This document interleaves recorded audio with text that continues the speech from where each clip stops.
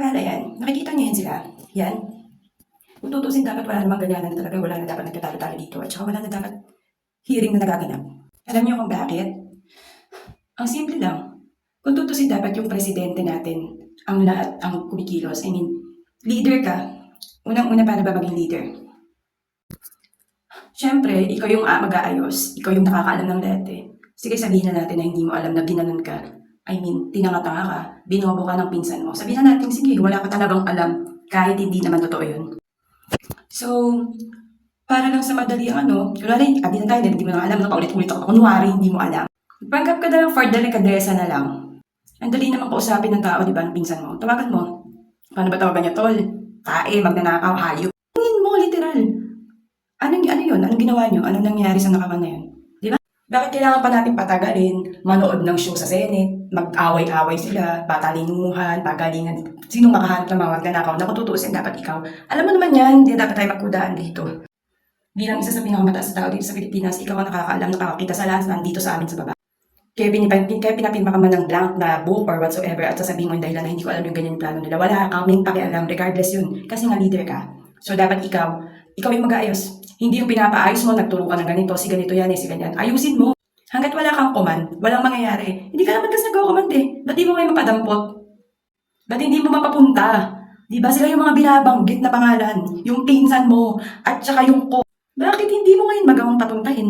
Ha? Sige nga, hindi ako dito maka Marcos or maka Duterte ha. Dito ako, makatao na lang, wala na makabayan. Kasi lahat naman kayo dyan, magnanakaw. Paano magkakaroon ng maayos sa sistema kung ikaw mismo, hirap ka makipagkomunika?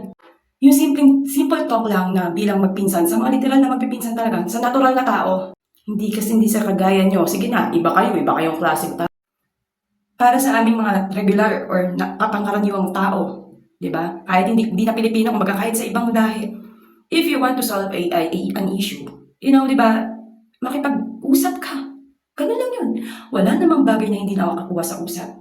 At di ba, hindi naman matatapos ang gulo. Kumbaga kung mag-aaway ang bansa sa bansa, kung walang pag-uusap. So, ang pakikipag-usap, pakikipagkomunika, ay isa sa susi para maayos kung ano yung gusto na yun. Gumagawa tayo ng paraan para kausapin yung tao, malaman natin ng maayos. So, since pinsan mo ang involved dito, at syempre ikaw, pinakamataas ng tao dito sa Pilipinas na namumuno, bakit wala kang ginagawa? Bakit parang tinuro mo lang dito, pinakita mo, binunyag mo, pero hanggang doon ka lang, hanggang sa pagbubulgar ka lang. Gumagawa ka ng paraan para mahuli. Bakit kailangan pa imbestigahan kung pwede mo namang gawan agad ng solusyon? You can call your cousin directly and ask him, di ba? Nang sa ganun, walang oras na nasasayang dito, walang mga taong nagdedebate. Ganun lang naman kadali yun eh. Yung simpleng problema, yung problemang yan, simple lang ang solusyon. Pero nagiging komplikado dahil ang gusto nyo, procedure. I mean, ano ba yun sabi? Procedure process ba yun? Ganyan. Basta yun na yun. May due sa pag-process. Well, okay, sige, dadaan tayo dyan. Pero yung best way kasi, para matigil na sa pagtatalo, gusto lang naman nilang malaman kung sino involved. Sino yung pinakapuno ng pagiging matinggero at matinggera. Ikaw, wala man kung ano sa posisyon mo. Simple lang gagawin ko eh. Since nandyan yung pangalan pinsan, tatawagan ko. Hoy, baboy, ano tong issue na to? O, sige. Umamin man siya o sa hindi. Nandito ka eh. Halika, punta ka dito. Usap tayo. Tawagan mo na yung kumpare mong buhaya. Si Saldi ko. Kahit kailan siya dumating, pero hindi siya pwede magano na within 1 month pa siya makakauwi. I need to talk to him. Sa isa, ganyan. Isa. Kahit kayo na lang dyan, kayo magpapamilya dyan, sa Malacanang mag-usap-usap. At least you have a simple talk, diba? Umamin man yan sa harapan mo o hindi. Basta, humingi ka ng magandang paliwanag. Bakit ka nandito? Ganyan. From there, malalaman mo yung totoo. Hindi na kailangan ng mga taong nasa baba mo, yung mga subordinate mo, which is the congressmen, the senators, magtala-tala. Pag nagsalita ang isang presidente, isang leader, pakinggan yan. Then after that, magpa-press conference ka. Ganito, ganyan, o eto. Di ba? Hindi yan nagaan pa. Involve yung pinsan ko, involve yung sali ko. Well, eto. Ganun, gumawa ka ng plataforma mo na ngayon, yung plano mo. Para matigil na sila dyan mag-investiga. Sabihin mo, ito na yung nangyari. Tapos. Then, kailangan na ngayon ng transparency dyan. Anyway, hindi ko na kailangan turuan ka. Hindi naman kayo magiging abogado eh. Hindi ka magiging presidente. At lalo na yung sabi ko, hindi magiging congressman yan, yung pinsan mong hayop, hindi magiging ganyan yung kayaman, may mga negosyo yan. Matalino yan. Hindi tanga-tanga yan. Lalo ka na, Ferdinand Marcos Jr.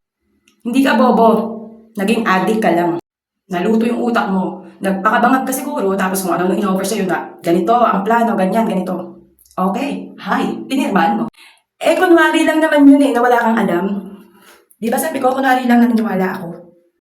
First of all, ang totoo, hindi pa pwedeng di mo alamin. Alam mo yan. Bago mangyari ang mga yan, may permiso mo yan. Yung pinlano mong pagbubulgar kunwari at nagpapasalamat pa sa yung hayop na Claire na yan. Yung spokesperson mo dyan sa Malacanang, ina nyo. For all we know, ako sa akin tong opinion, hindi sa kung sino man. Kaya mo lang naman binulgar yan kasi alam mo kung bakit? Time is ticking. For sure, nararamdaman nyo na malalaman at malalaman na yan. So what you did was this. You made plan, syempre, together with that bullshit naman from Wal. Pinsan, pasensya na, need to sacrifice you bubulgar ko to, sacrifice ka muna, resign ka pag nangyari na to, ganito. Pero bago ako mag-exit, at least maganda ang role ko. Naging bayani ako. Ako ang nagbulgar sa mga ginawa natin, ganyan. Ganun.